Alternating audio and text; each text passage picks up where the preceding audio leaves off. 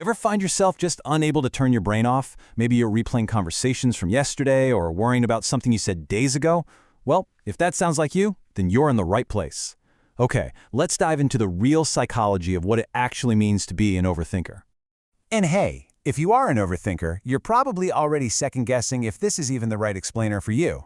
Maybe you rewound the intro a couple of times. Or maybe now you're thinking about the fact that you're thinking about it. Yeah, hi, this one's definitely for you. So first things first, let's just bust the biggest myth out there right away. Overthinking is so much more than just being a worrywart. Most people tend to think of it as, just a simple nervous habit, kind of like biting your nails. But that way of looking at it completely misses the incredibly complex and honestly sophisticated process that's really happening inside your mind when it just refuses to stop. To really get what's going on, we have to look under the hood at how your brain is actually wired. So let's see what happens when your mind kicks into overdrive. So deep in your brain, there's this thing called the default mode network, or DMN for short. It's the part that lights up when your mind is just kind of wandering, not focused on any one thing. It's in charge of daydreaming, thinking about the future, and replaying stuff from the past. Now for overthinkers, this network isn't just active, it's like it's on full blast, all the time, creating that non-stop internal monologue. But here's the thing. Not all internal thought is created equal. The psychologist Susan Nolan-Huxema drew this really crucial distinction. See, productive reflection actually moves you towards a conclusion. It's trying to solve the problem.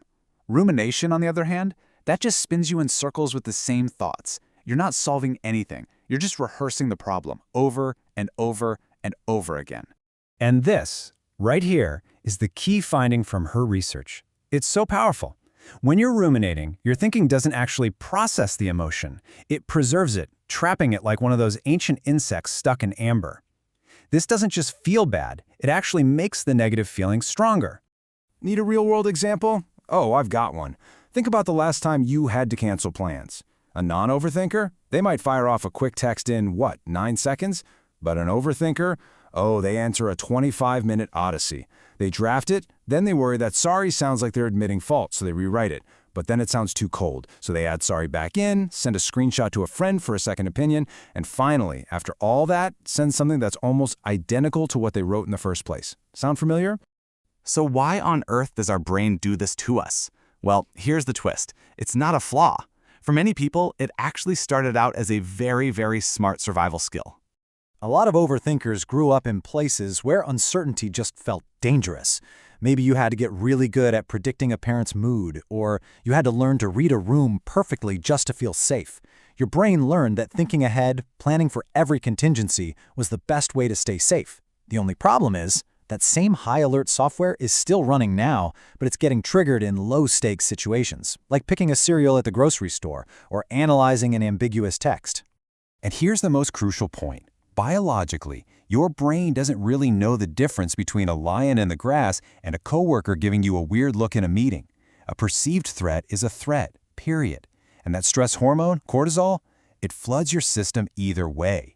That physical response is very real. But it's not all stress and anxiety. There's another side to this coin, a really surprising connection between overthinking and a deeply positive human trait. Let's talk about the empathy switch. Think about it.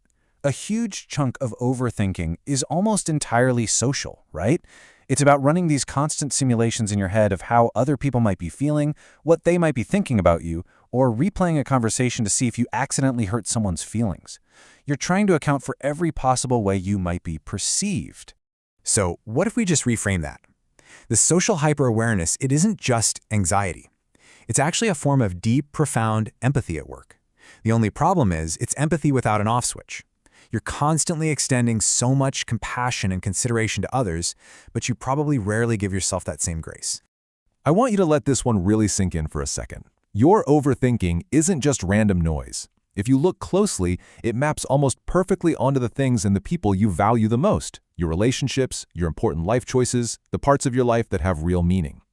In a way, your anxiety is like a distorted compass, but it's always pointing toward what you care about.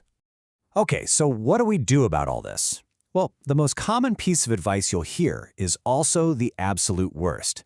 So let's talk about why and how we can find a better way forward by changing the goal entirely. Let's try a quick experiment together. It was made famous by the psychologist Daniel Wegner. Ready?